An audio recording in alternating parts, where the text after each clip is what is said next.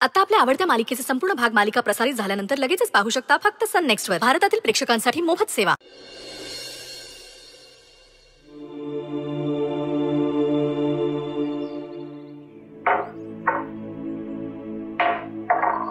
नले नले कसले तंद्रीत असतेस ग तू?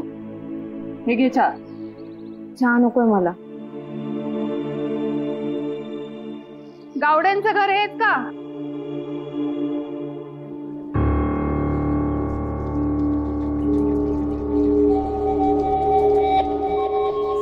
हो, काय झालं? नलिनी गावडे तूच का? हो मीच. तुला आमच्या सोबत पोलीस स्टेशनला यावं लागेल.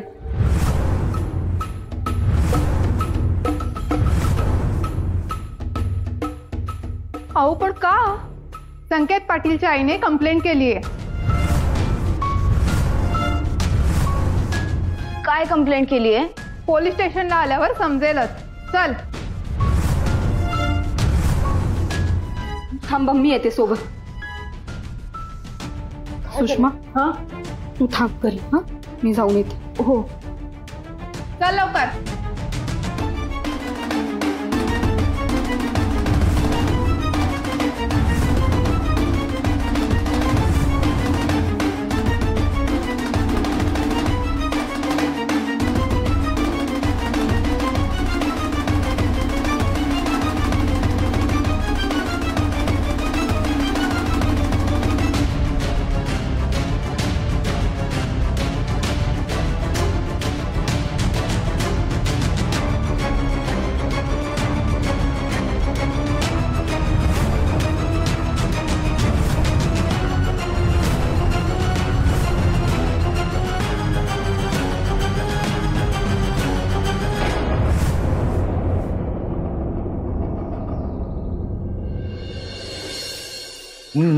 मी नाही फसवणार मी तिकडीला नाही फसवणार. संकेत चल.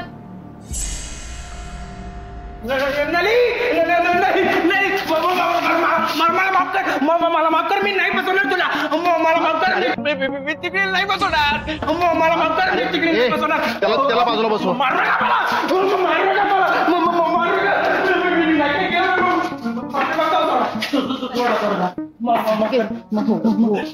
हे बघ जरा शांत बस. तुम्ही बसा. नाही शांत होणार तो साहेब. आणि त्याचं कारण ही मुलगी नली. अहो काय बोलताय? खरं तेच बोलतेय मी. दिसतंय ना उघड्या डोळ्यांनी. साहेब बघा ना तुम्ही. थांबा जरा. हो कशी थांबू साहेब मी? अहो या मुलीला बघताच माझा मुलगा किती घाबरला दिसतोय ना तुम्हाला.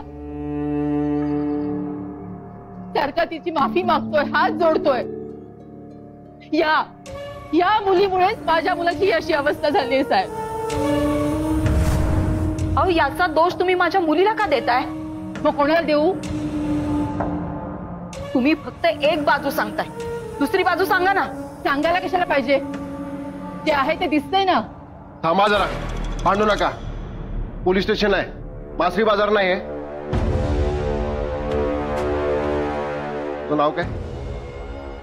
ही नलिनी गावडे. तुम्ही मध्ये बोलू नका. इथं सगळं प्रोसिजर प्रमाणे होईल. बोल, नाव काय तुझं? नलिनी काशीराम गावडे. त्या मुलाला ओळखतेस? हो. कशी काय? सर त्याने मला लग्नासाठी विचारलं होतं. मग याला दगड का फेकून मारला? नाही, त्याने मला फसवलं म्हणून मी चिडले आणि दगड फेकून मारला.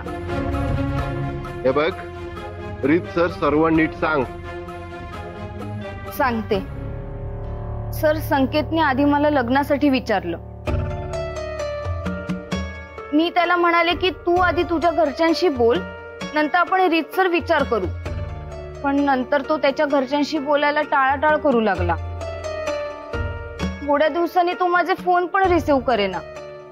मला थोडी गडबड वाटली म्हणून मी त्याच्या घरी पोचले. तर तेव्हा त्याच्या भलत्याच मुलीसोबत साखरपुडा होता सर. अच्छा, म्हणून तू त्याला मारलंस? नाही सर, इतकं होऊन सुद्धा तो थांबला नाही.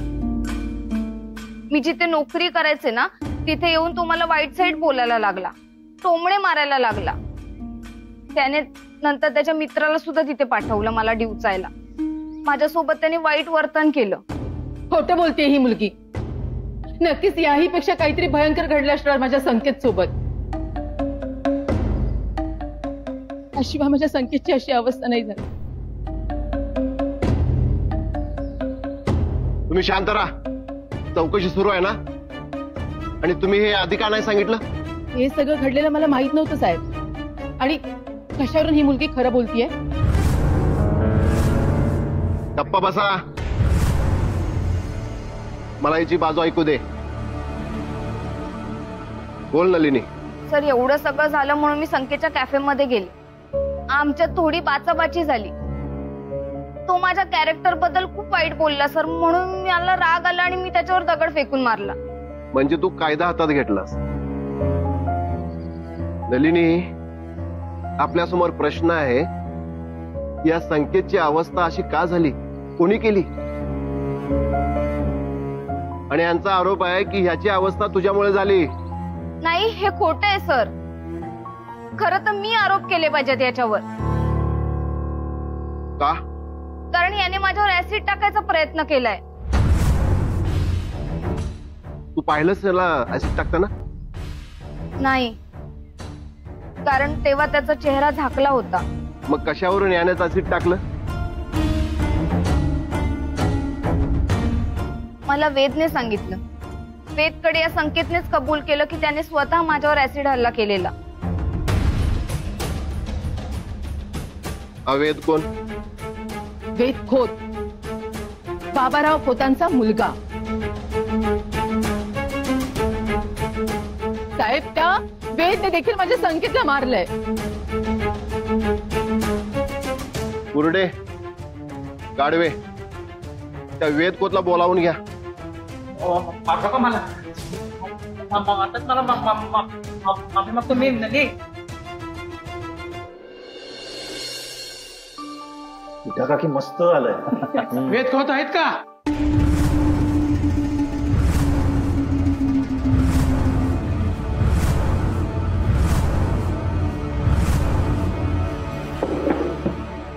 हवालदार साहेब,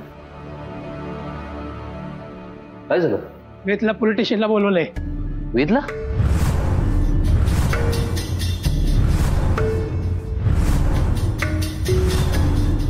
वेदला? मला? हो, पण कारण काय? ते आमच्या वरिष्ठ अधिकाऱ्यांना माहित. तुम्हाला कल्पना असेलच ना पुढे आलात ते? तर काय, खोतांचं घर आहे हे बघा मॅडम, मी माझी ड्युटी करतोय.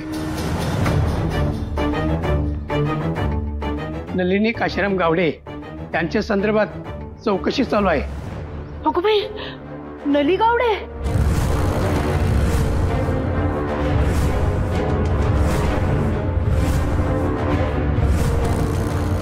नली कुठे?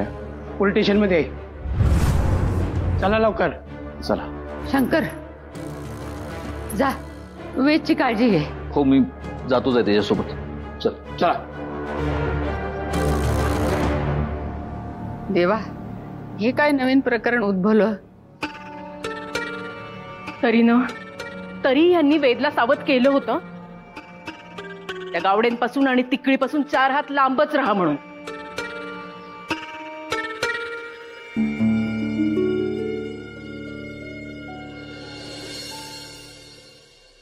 मला समजल्यावर मी लगेच इकडे ऑफिसमधून आलो. पण नक्की काय झालंय? या संकेतच्या आईला भांडणं काढायला काहीतरी कारण पाहिजेतच. पण तिची चूक नाहीये, आपलेच ग्रह फिरले. मूर्खासारखं वागायचं आणि नंतर दगडावर डोकं आपल्यात बसायचं.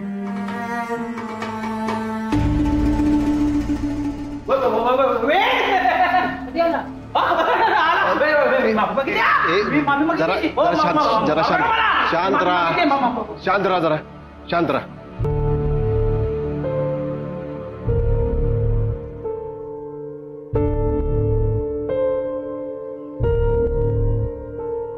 वहिनी नक्की काय झालंय? काय होणार? दुर्दैवाचे दशावतार आहेत नशिबात, ते बघतीये. अहो, त्या संकेतच्या आईनं तक्रार केलीये. वेद खोत कोण? मी. बस.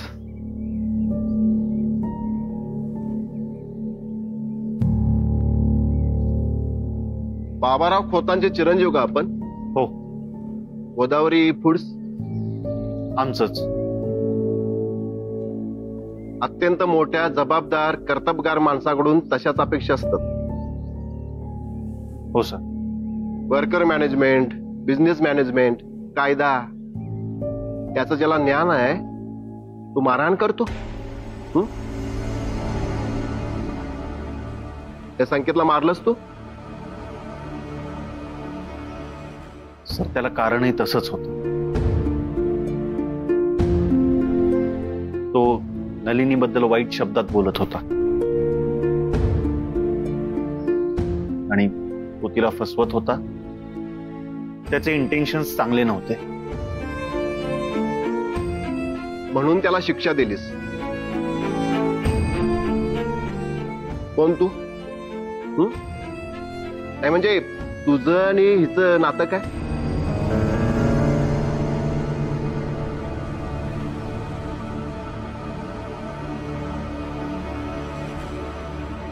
मैत्रीचं.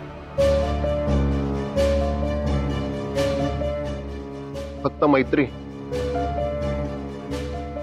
काय ग? हो. नाही, तुझ्या बोलण्यात कळवळ आला म्हणून विचारलं. कसा एक होत उगाच हिरोगिरी करून कायदा हातात घेणं बरोबर नाही.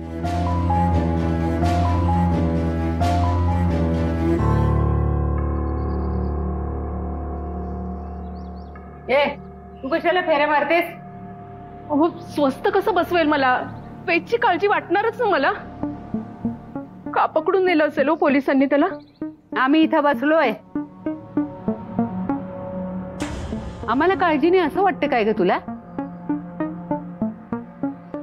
अहो, माझ्या लेकाला पकडून नेलंय पोलिसांनी.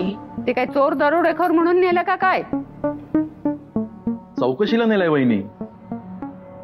आणि शंकर गेलाय ना वेद सोबत. शंकर भाऊजी जरा थंड म्हणजे शांत डोक्याचा आहे तो. मग काय तलवार घेऊन जायला पाहिजे? शंकर रोखठोक बोलणारा आहे आणि वेद सुद्धा काही कमी नाही, चांगला खमक्या आहे. संकेतच्या आईनंच काहीतरी उगारून काढलं असणार आहे. दुसऱ्याला दोष कशाला द्या भाऊजी? मग काय दोष वेदचा आहे? नाही असं म्हणता येईल का? काय बोलतेस प्रमिला? सासूबाई, सगळं गाव त्या तिकडीच्या नलीच्या विरोधात असताना वेदने कशाला नादी लागावं तिच्या? ए, काय बोलतेस? शब्द जरा जपून वापर. नादी लागणं या शब्दाचा अर्थ कळतो का तुला?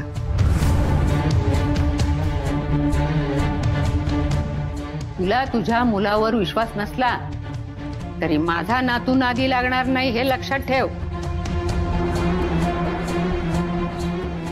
आता सगळ्यांसमोर बोलायला लावू नकोस मला. एकटी असतीस तर नादी लागणं म्हणजे काय याचा अर्थ उदाहरणासकट समजावून सांगितलं असता. मला तसं नव्हतं म्हणायचं. वायफाड बडबड करू नकोस, गप्प बैस. कोणी बाबाच्या कानावर घातलंय का? हा, मी बाबांना ऑलरेडी सांगितलं याबद्दल. बाबा सांभाळेल हे सगळं प्रकरण.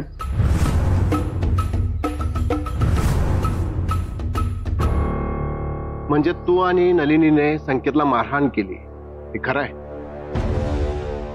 सर, कारण संकेतचं वागणं तसं होतं.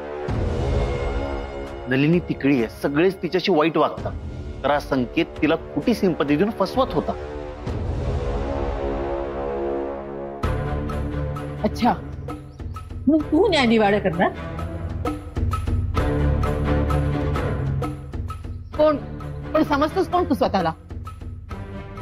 हे बघा, तुम्ही मध्ये बोलायची आवश्यकता नाही. वेद, नलिनीने स्टेटमेंट दिले की तिच्यावर ऍसिड टाकणारा मुलगा संकेत आहे असं तू तिला सांगितलंस.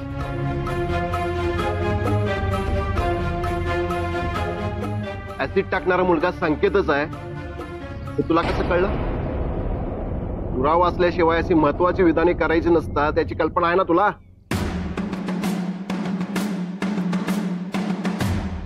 त्याने स्वतःहून मला सांगितलं. शांत राहा, शांत राहा. नाही फसवणार मी. मी नाही फसवणार. शांत राहा, शांत राहा. बघ, याच्यावर विश्वास ठेवायचा. याला वागण्याची बोलण्याची शुद्ध नाही. काहीही बोलतो तो. हा, काय झालं इन्स्पेक्टर साहेब?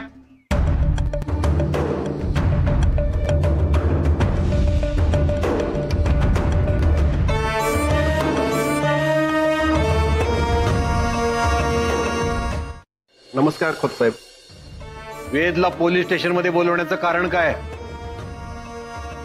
कारणाशिवाय आम्ही कुणाला बोलवत नाही. इतरांसाठी, खोतांसाठी नाही. वेद बाबाराव खोतांचा मुलगा आहे हे माहिती आहे ना तुम्हाला? खोतांच्या घरातल्या कोणालाही पोलीस स्टेशन मध्ये बोलवणं ही साधी गोष्ट नाही. खोत साहेब, तुमच्या मुलाने संकेतला मारलं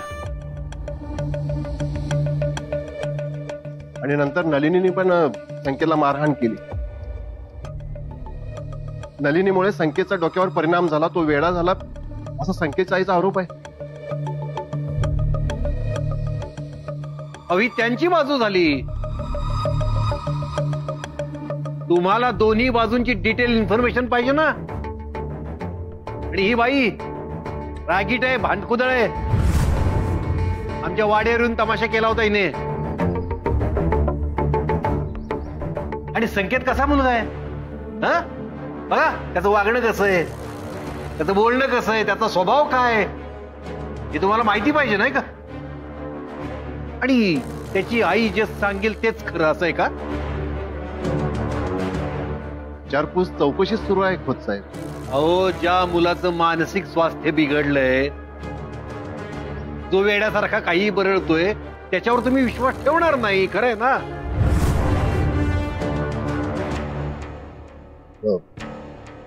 हो. अहो, जर संकेतची साक्षच कायद्याला मान्य नाही तर वेदला कुठल्या आधारावर तुम्ही पोलीस स्टेशनला बोलवणं? बघा त्याची अवस्था बघा. अहो, स्वतःची बाजू मांडण्याची त्याला शुद्ध नाही. आणि फक्त या बाईच्या हट्टाला महत्व देऊन तुम्ही वेदला पोलीस स्टेशनला चौकशीसाठी बोलवता हे बरोबर नाही. खोत साहेब, आमचं काम करा, पण त्यासाठी संकेतचं मानसिक स्वास्थ्य नॉर्मलला येऊ द्यात. हे बघा, कायद्याच्या चौकटीत राहून तुम्ही जे काही कराल यात खोत कधीही आडकाठी आणणार नाहीत. हा बाबाराव खोताचा शब्द आहे. होय. तुम्ही आता जाऊ शकता. अहो पण साहेब, संकेतला चालण्या डॉक्टर दाखवा. बरं झालं की तुम्हाला परत चौकशीला बोलवू.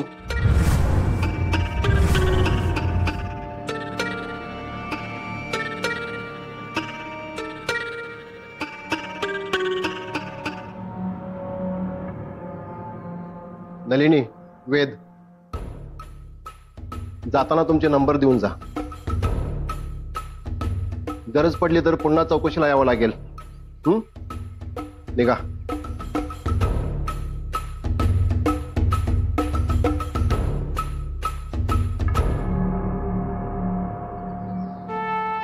थँक्यू इन्स्पेक्टर साहेब.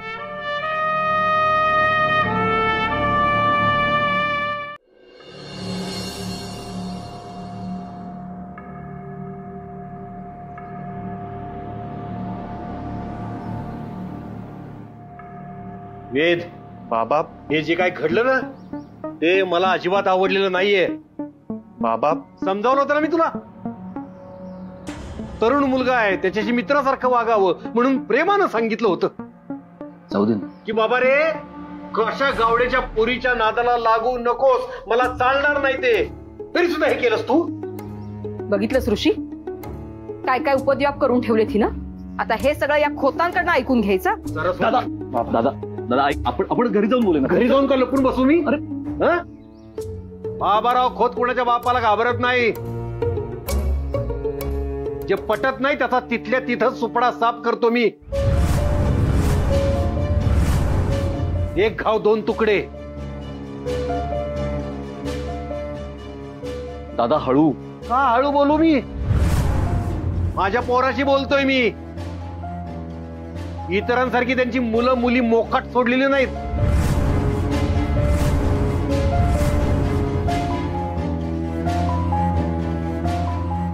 उधळलेल्या घोड्याला कसा लगाम घालायचा ते बरोबर कळतं मला.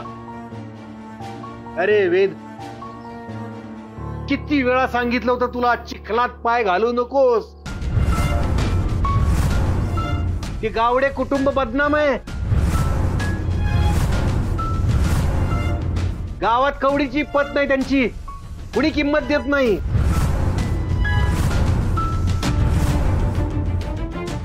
निर्लज्ज लोकांना मदत करायला जातोस तू. परत डोक्यात काय कचरा भरलाय का तुझ्या?